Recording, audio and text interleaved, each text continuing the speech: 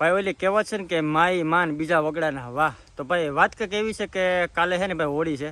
તો હોળીના દિવસે છે ને ભાઈ આજુબાજુના ગામમાં જે ભાઈ નબળા પરિસ્થિતિથી ઘરવાળા હોય ને એ બધા ટૂંકમાં જમવાનું બધી લેવા આવતા હોય. તો લખીમાં કહે કે હું છે ને બધી રસોઈ બનાવું ને ભાઈ આજે આપણે છે ને ભાઈ પહેલી વાર મારી 25 વર્ષની ઉંમરને પહેલી વાર મેં આ છે ને દાંતરડું પકડ્યું.